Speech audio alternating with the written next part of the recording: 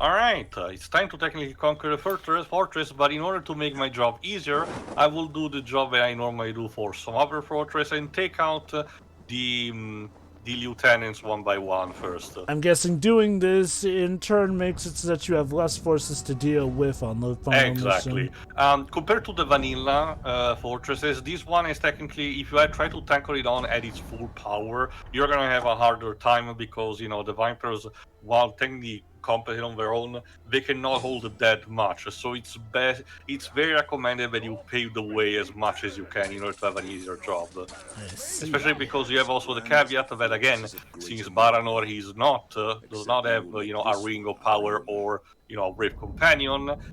If he gets killed, it's game over. You have to restart the DLC over with just a few things that are kept for convenience, in order to not let you do the entire thing from the beginning. Unless Which, you're playing in harder difficulties. In that case, tough shit. You have to start everything from the beginning. oof. Well, I guess if you want a harkening back to the old days of gaming, there you go. Yeah, like I said, compared to the vanilla game, this one has a very arcade component. Even the fact that you get, ammunitions for the bolt, the crossbows, or the bombs, or even the money, they are actually present in the form of icons that you collect.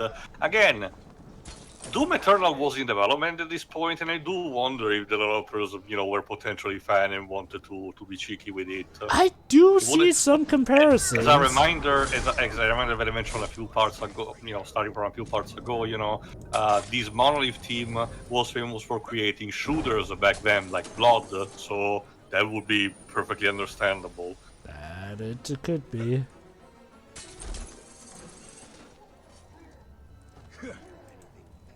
Alright, if I recall correctly, yeah, in order to actually make this warchief pop up, I need to stealth kill two particular orcs that are referred as cooks.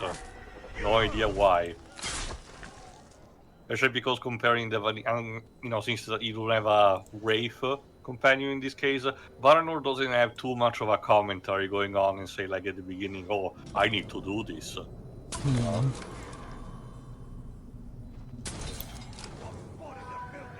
There we go. Hi. Who's he calling a tart? Tark, like I said, that's the derogatory nickname that the orcs have for the humans. Tosser. Yeah, honestly, Tark sounds like a gumdrop candy.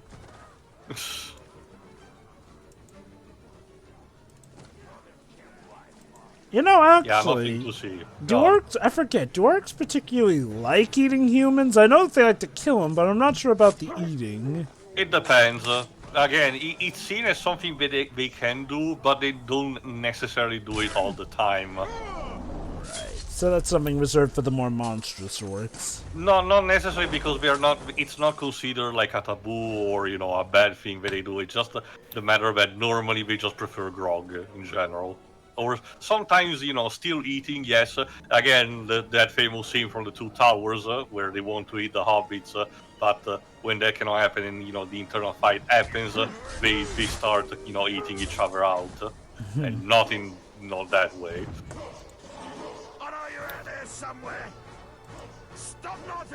I think he's cross about something. Stop being British. I will what these games do. Which is funny since which is funny since when you which is interesting since ever since the movies came out, the first country people think of when it comes to Lord of the Rings is New Zealand. Mm-hmm. On the camera. That was an interesting sound effect. You think you're tough? You know nothing of tough. But I will show you. I'm not sure that phrase means what you think it means, pal. Not to mention, again, that was essentially the special move that you saw. The fact that, rather than instead having, something like the bow and arrow that Talion and Celebrimbor normally have, Baranor instead has these, these high noon type of, shot, or also similar to, Also the special move from Red Dead Redemption, you know, the fact that you just pick the target and then execute them quickly with consuming bolts. Very nice. What have you not like the beacon? The fact that his warship is immune to execution, so that means I have to play a bit differently. There we go. It's worth noting that again, as showcased also before, and when a captain is in a dazed state, all his resistances, there you go, purge shot. All of his resistances get nullified, so at that point I can potentially, you know, start executing him normally. And again, like I said, since these warchiefs are connected to also defenses of the fortress, taking them down also means, you know, not just contending with someone, you know, with someone less, but also you to not having the same defenses. I see. This one is legendary, so it's gonna be a bit tougher if I recall correctly. Fun.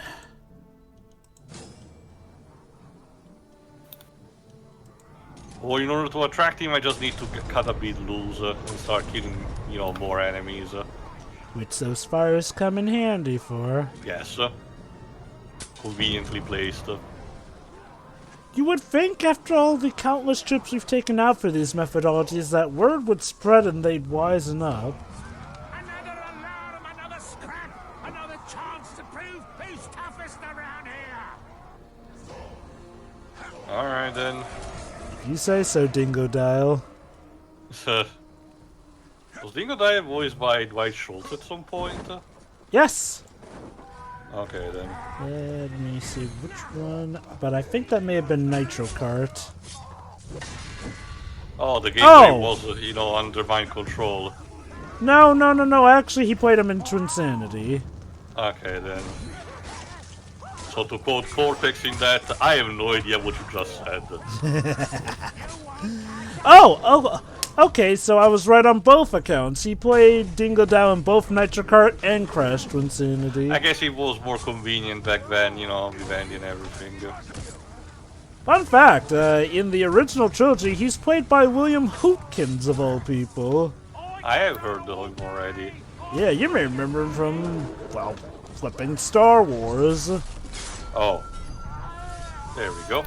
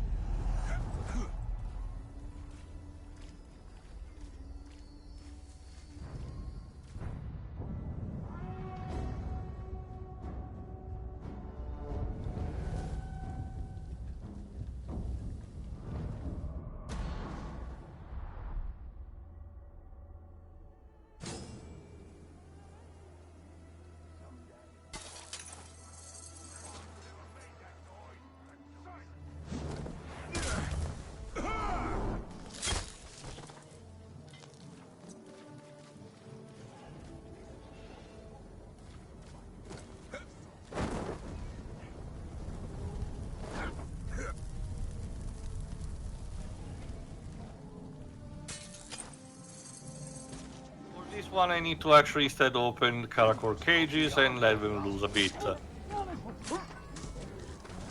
we go.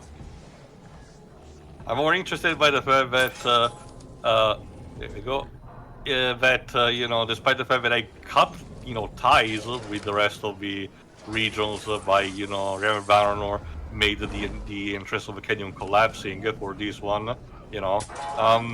Despite that, the orcs still get, you know, plenty of recruits. So.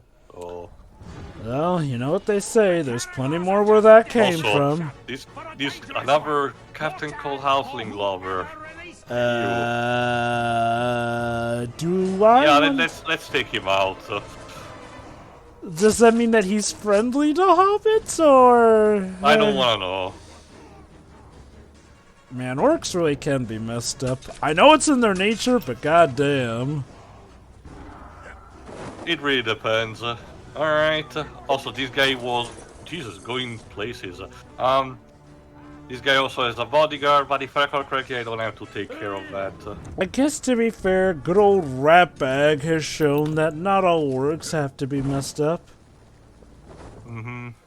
I forget, did we find out why he's alive yet, or do we have yet to find that out? No, he did mention in the introduction when he showed up again, the fact that he just simply survived because the blow that he was given from, the hammer was not really that strong. You know, Kill him. It's just the kind of that, and remember, the cutscene in Shadow of Mordor presented him, as only being knocked out off screen. So truth be told, they did actually play their cards right and showcase. Oh, you don't see the body, so he could still be alive. And to be fair, like I said, I get the idea. Maybe the original intent was to keep him killed, but because the fans actually liked the character and were a bit sad that they thought he died, they just decided to retcon that. I'm definitely considering it a retcon because they seem pretty definitive with his kill, and as far as we know, the second game wasn't a guarantee. That said, I'm fine with him being back all the same, and it was done in a way that, it feels within the realm of possibility, although, sadly, this kind of means that the hammer was even less effective than we gave him credit for in the game. Again, it showcases, there's this whole thing about how the Dark Numenorians of the first game are built up as these, actual forces to be reckoned with, to be extremely afraid of, but in actuality, when Talion actually gets to confront them one way or another, they're kind of wimps. I guess it can be reflected by the fact that at the time Mordor does not have enough strength to actually start a proper invasion of Middle-earth, so maybe it's because also that, but it's a bit lame nonetheless. Yeah. Anyway, the upgrades that I can get for the final tier that was, unlocked via story mission are essentially perk bonus that will help me during the actual assault of the fortress. Essentially, barrels placed in convenient spots inside the fortress that I can use to detonate and, open the gates instantaneously. So I wonder... Again, the Vipers will not have normally ways to actually open the gates. So when you think about it, despite Ratbag... so since Ratbag survived his execution, does that mean he gets to keep the promotion? So in a sense, we don't really visit anymore the region from the first game, of Uldoon, unfortunately. So we don't know how things are. I will showcase later in the map, where it was technically. So there is that. Do we get any more interactions with him in the main story? Yes, there's the quest line on Bruce that also involves him, so we'll get to that, don't worry. Neat. I'm sure he'll be so happy to see his good old dear friend. Both of them, in a sense. Oh, yeah, he actually has been, if you remember the cutscene, he was just, not particularly just eager to give Bruce the command of, of the Fortress of Noone, which is what prompted Talion to just, say shut up to both of them. But again, that's what we'll have to see. So, does this DLC ever tie in with the main story outside of, no, it just tells you what Baranor has been doing after he got freed from that fight that we had in the part before the DLC.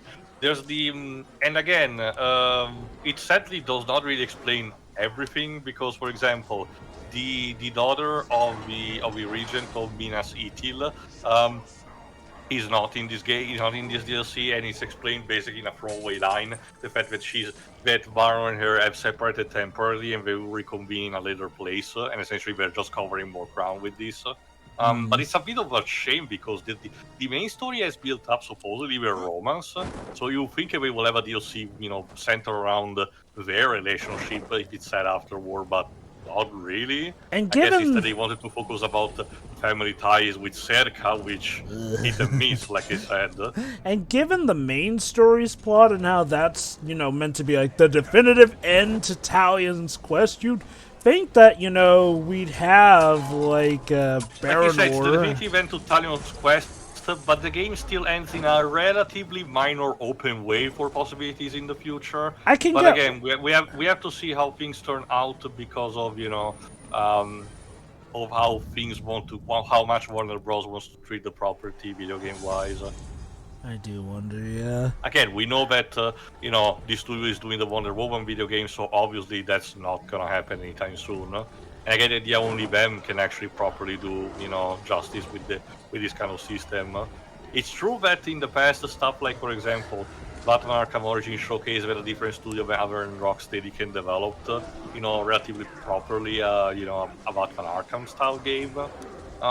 Even if it launch it was very buggy, but that got fixed. So who knows? I will now to give this game and this DLC credit. I do feel that one thing that has definitely improved overall is the storytelling. That's not to say the storytelling of the original was particularly awful, or that the storytelling in this game is absolutely perfect. Like, the shell-up stuff is still a little goofy, but it's better here. In the original, you can tell that it was very created mostly for the gameplay. Yeah, like, it wasn't bad in the original, but it was definitely about okay, the story sounds like it could be interesting, but by the midpoint, you were clearly more in for it for the gameplay than the story, and the story, unfortunately, did have its misses. Like we mentioned, like, the main bosses, all built up and everything, get pretty anticlimactic ends, or don't even really contribute that much, despite supposedly being such big deals. Like, it says something that the orcs feel like more of a threat and actual influence than those bosses in that one. Not to mention, the whole "my family is dead" thing kind of goes in one ear and out the other. Also, regarding thing that you mentioned in the previous part, Joe, regarding the enemy traps, I sort of forgot one detail. One of the perks that you can get in this specific DLC, actually, is the fact that after a specific condition, like, say, an execution or something, if I remember correctly, the traps get out nearby can get automatically converted in your favor. If I remember correctly, I forgot the exact wording. So there is a possibility, but it's still, a minor thing that you're not even sure it can happen or not. Alright, let's get over with also the bodyguards. There you go. Ow.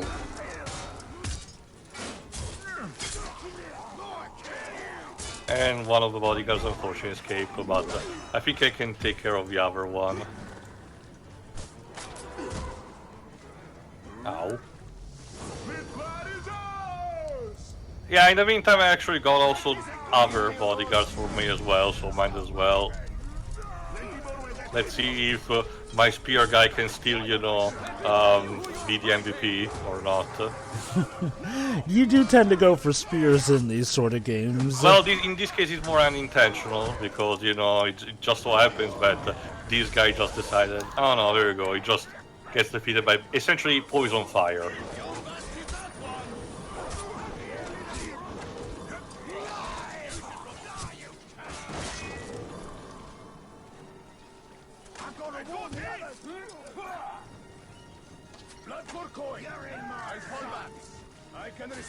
Alright. Good job, everyone. Only one remaining, if I recall correctly, of the warchiefs.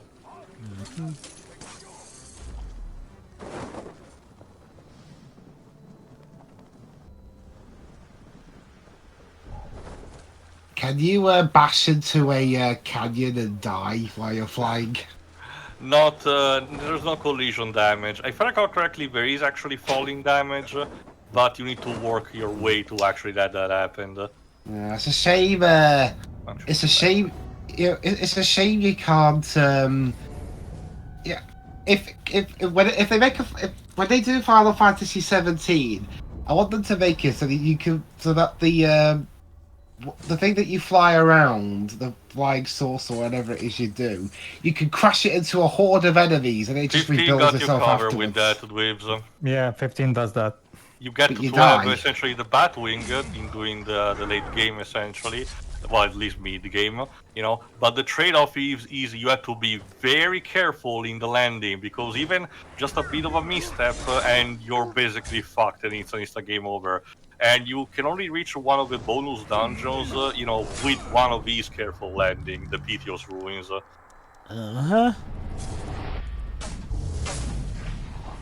So yeah, if you want that kind of thrill waves, there is already a game for that. Dandy. Ratak the maddest one.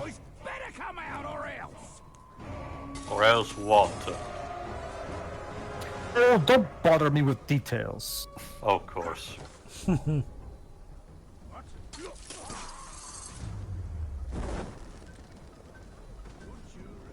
know, with the fact that these missions are taking place at night, it kind of really starts to feel more like a Batman game at this point. I know, right? I forgot, Jova, what else? I know that it existed, but what else for story had Lucius Fox being Batman? Oh! Especially when I don't see it coming. I know that it existed, but I forgot which one was specifically. The one where Lucius Fox went, There you because go. you know now. Your wish has been granted, mate. I think it was the one called Batman Leatherwing. Might be. Oh, wait, no, never mind. That's just the one where Batman was. Oh wait, hold on, maybe.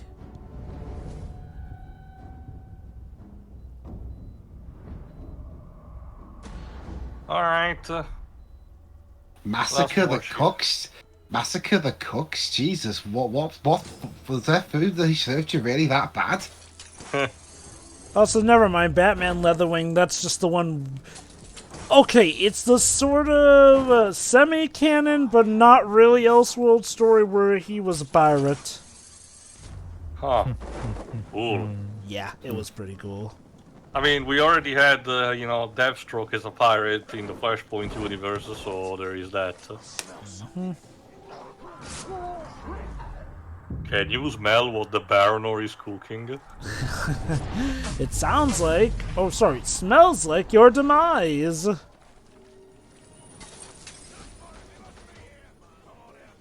He literally Your parkoured off demise? his What kind body. of your demise? What kind of meal's that?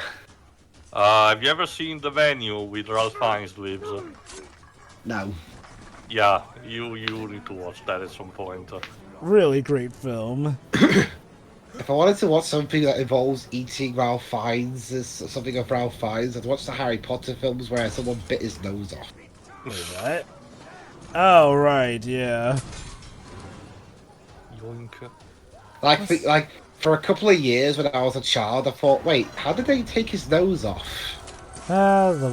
Yeah, I forget if that was a prosthetic or were all digital animation. I think it was CGI'd. God, imagine Ralph Fiennes having to wear a blue piece over his nose. Mm-hmm. He had a ball cap, I remember that. Yeah.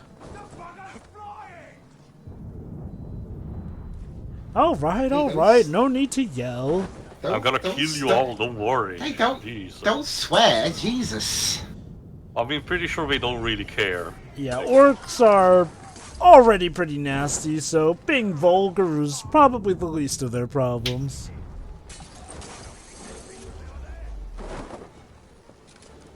I mean, some bad guys in fiction have the decency to not swear. You know, I love it. When you glide around, you look like a giant bat. In this case, you are You look like gliding exactly around. like Link in Breath of the Wild. Oh no! It's the Balloon Man! Run! Jesus. Again, you know how in the Metal Gear universe the guards have tunnel vision? They don't really look nearby, rather than just in front of them. It's kind of like that here. The orcs, unless it's a specific, you know, scenario, the orcs never really look up.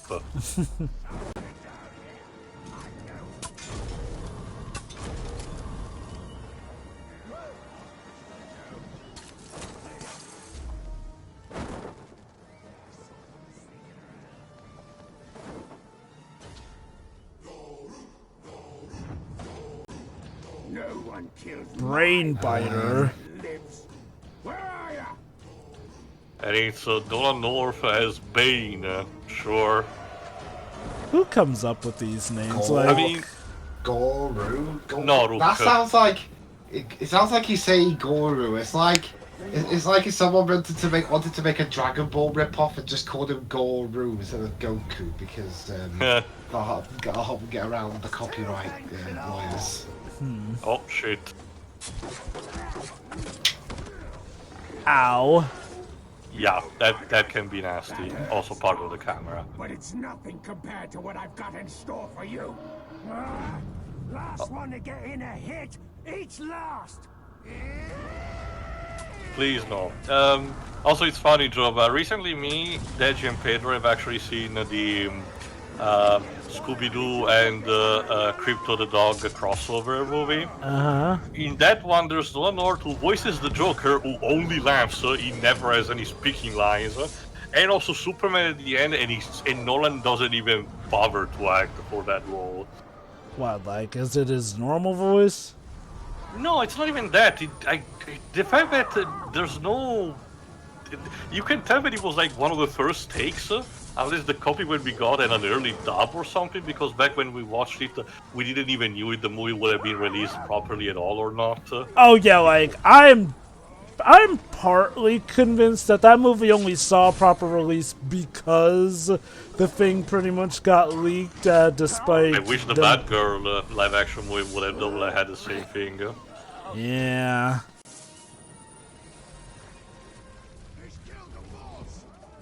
Not so much imposing as it is extravagant.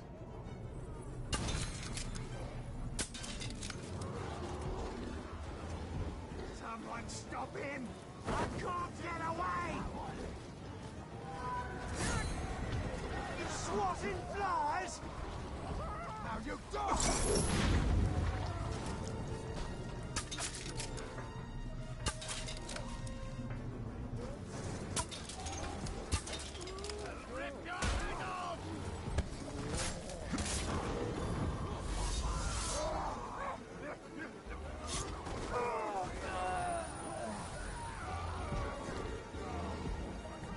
God damn. Alright.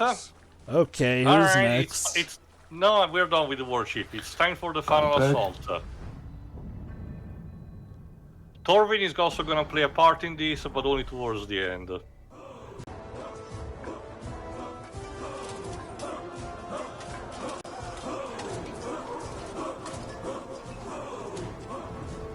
God, you know if this had been made after 2018, people would have memed it by putting in the Wakanda battle cry.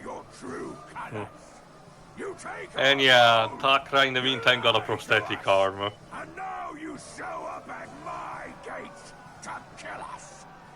Men are such vile creatures.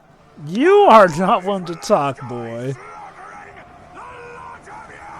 Yes, you're such vile creatures. We'll simply just enjoy slaughtering you. Very funny, Serka. Yeah, moving on. Like I said, one of the first that I got is to position a barrel of grog in front of the door, so let's open the gate properly. Please open the door. Thank you very much. And again, because I defeated all of the warships, the road ahead is actually paved out pretty easily to me. I just need to capture the point normally. Like I said, the only reason why I did this is mostly out of convenience, because Baranor has a bit of a harder time, you know, so might as well actually make things easy. Get over here!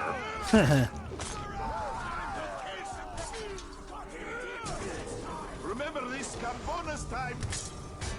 Time to make some coin! And yeah, all of my bodyguards participate automatically. I don't even have to summon them.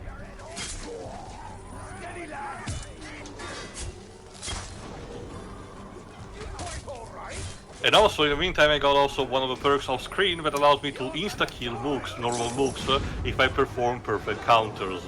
Very nice. So that also speeds things up, technically. Charge the square! I'm getting there. Charge the square? What you want to try one Square Enix now? Good luck. It's a very...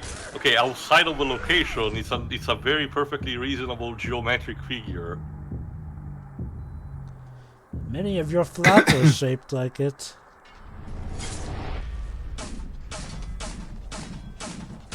Okay, that sound effect is so... That's because it's an automatic crossbow, but the sound effect makes it look like it's more of a bow gun. Mind you need to sort out your punishment rules, because I know people didn't like 13, but I'm pretty sure even they wouldn't want to see Matoru Toriyama with a crossbow in his head. No. I'm not asking you any more nicely. You will like lightning. See the thing about here's the thing about Final Fantasy 14. Whatever Toriyama originally intended to make with that game was completely mangled in his completely terrible management of the project. Not to mention the crumminess and cheapness of the sequels. Like I've explained, well, I'm talking about the original game specifically. Like I've already explained in our in our recent redo of the game. Here's the thing about Toriyama. He can do good if he's just doing things under, like he should not be in charge of a project. Like, because he proved at 13 that he's terrible at managing a project. He didn't even, like I said, he didn't even bother actually getting the entire team around. Okay, guys, this is the game we're going to make. Remember, this is not me saying this. The developers themselves admitted that they went throughout most of the development not knowing what the game was going to be. Although, to give him credit, he did helm Final Fantasy XII Revenant Wings, and that was apparently good. Again, like I said, that's not an RPG, though, is it? Well, technically it's more of an RTS, but yeah, RPG, strong RPG elements. But my point also is, I argue Revenant has also his own share of icky stuff that are, clearly a bit of his fingerprints, like whatever the fuck happens to in that subplot where Odin becomes a human and gets enamored with Penelo. Yeesh. Well, from what I've heard, that one actually allows the protagonist of 12 to actually be the protagonist this time. I actually prefer what happens in the Vanilla 12 compared to that. Thank you very much.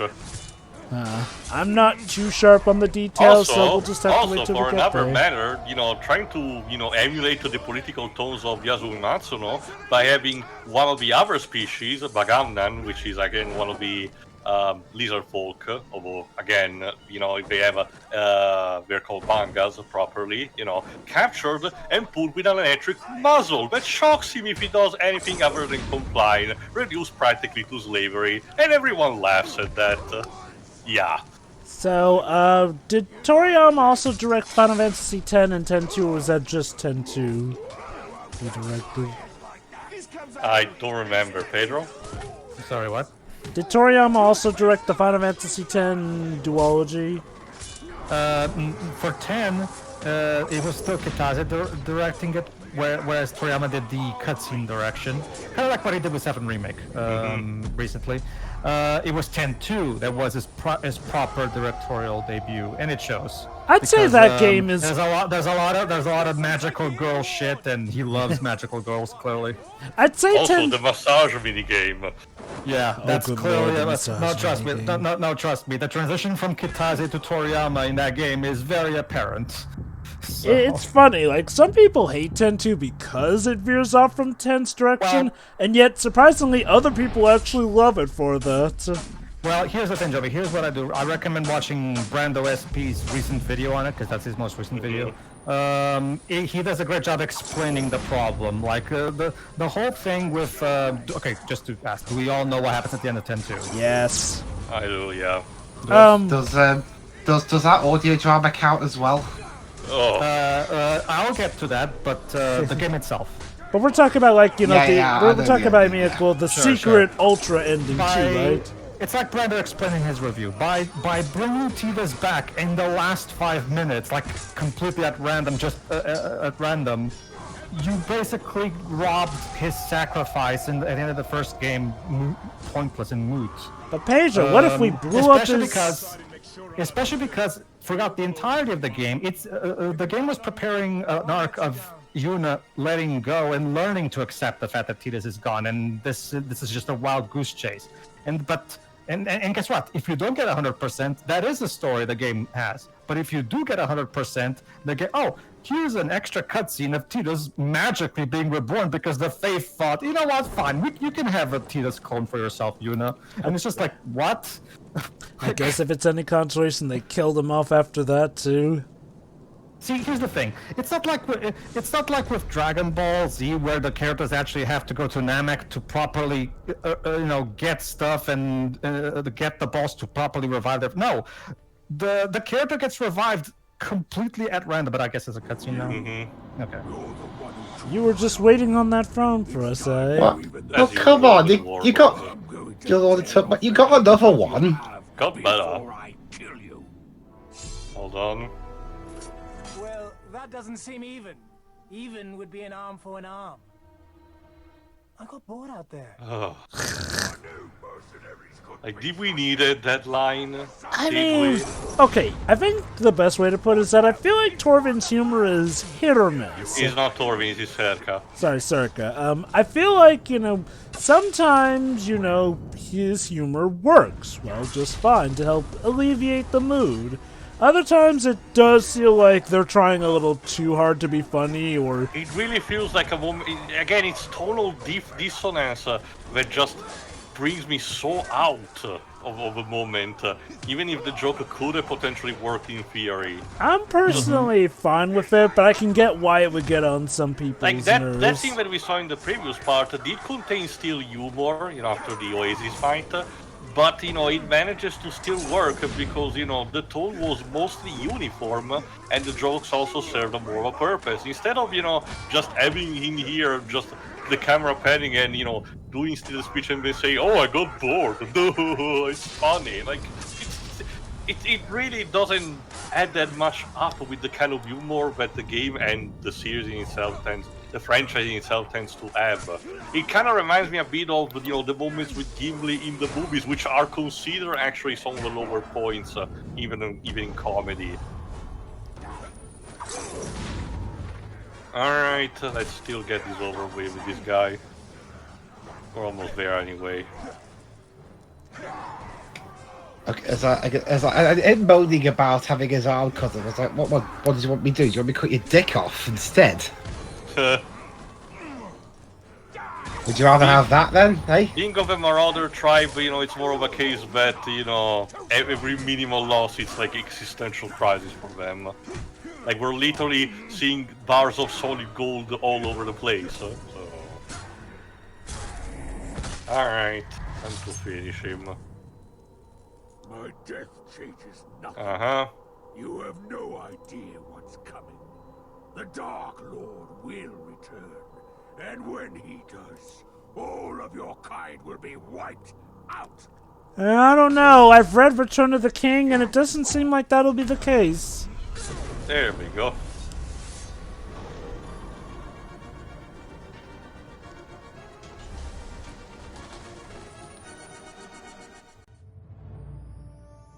Truly is a splendid dwelling.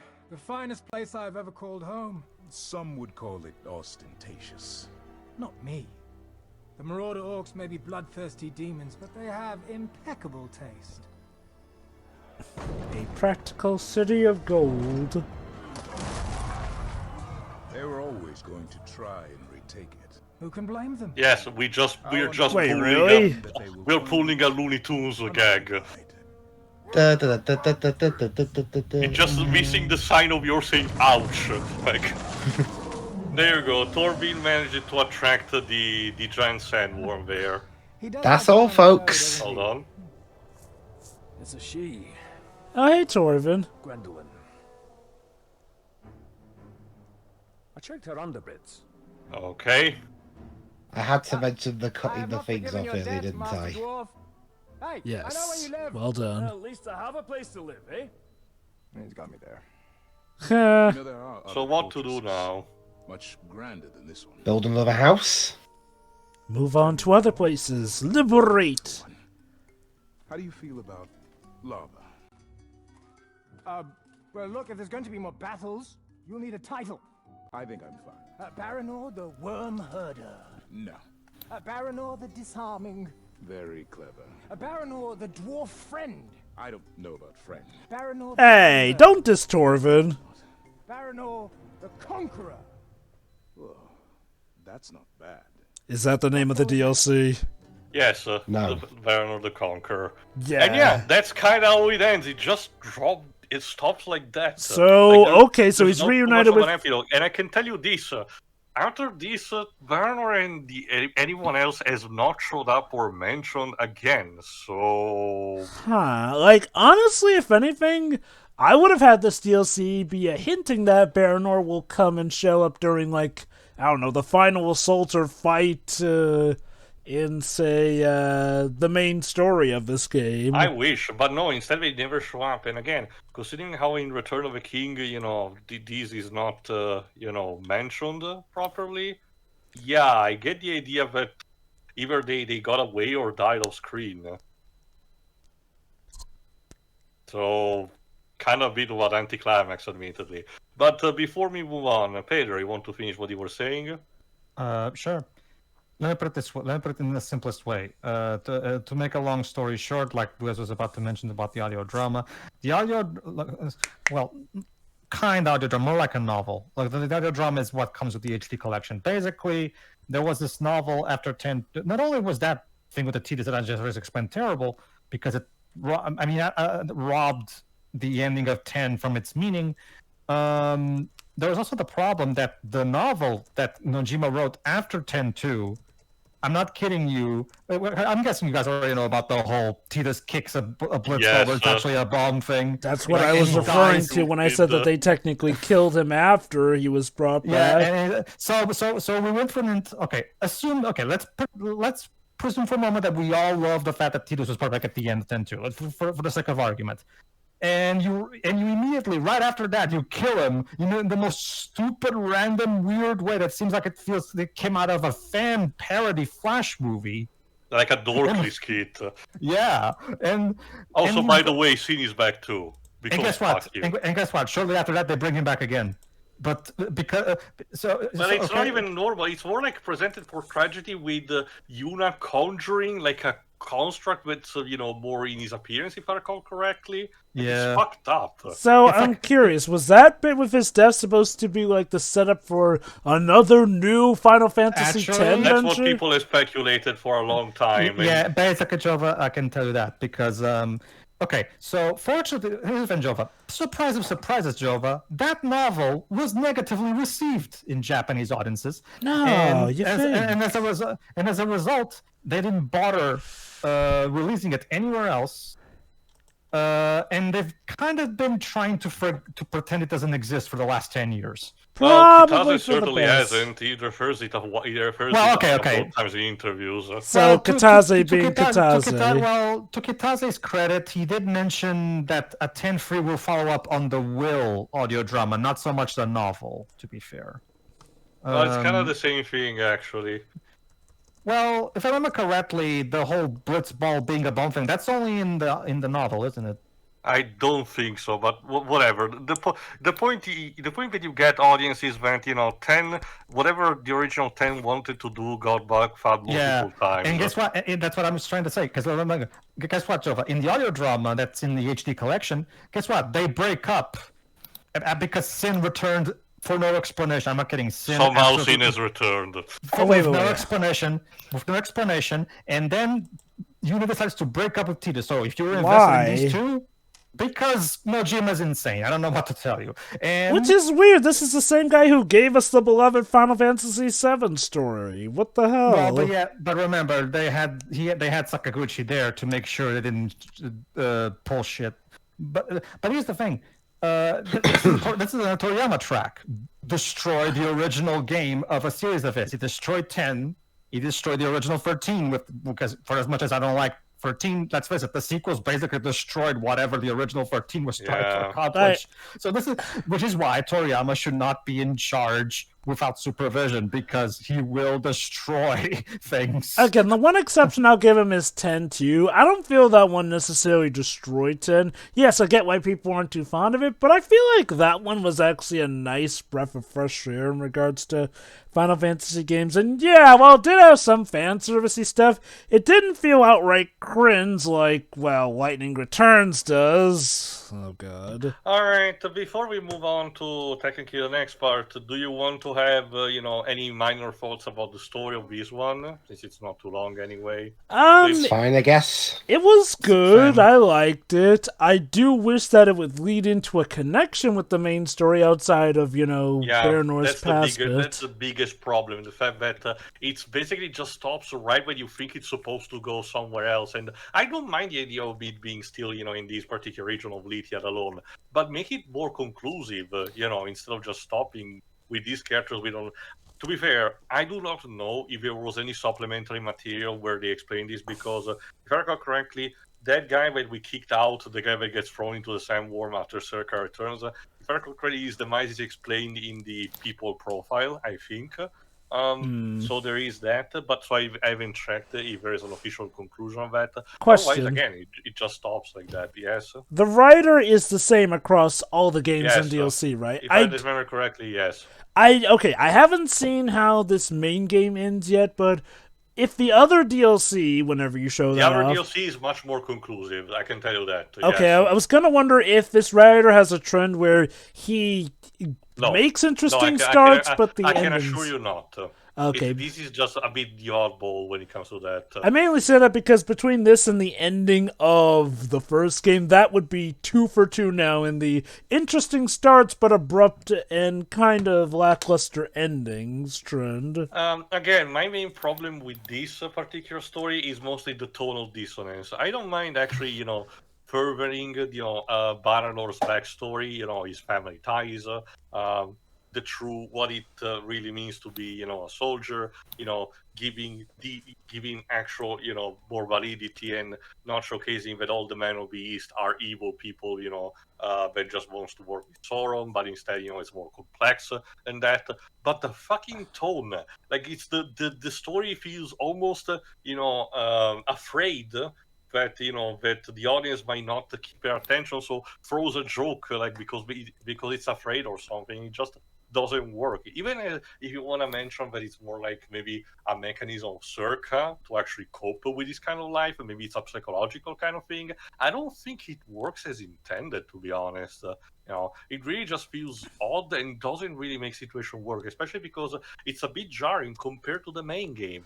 The other DLC has a minor trace of this as well, but it's much less prevalent, so it's not as intrusive as this, and it's not relegated to main characters, But in the main campaign, you mostly get this humor out of mostly just the enemy, and it's there just to not make the setting too bleak, for the kind of depressing story that it is.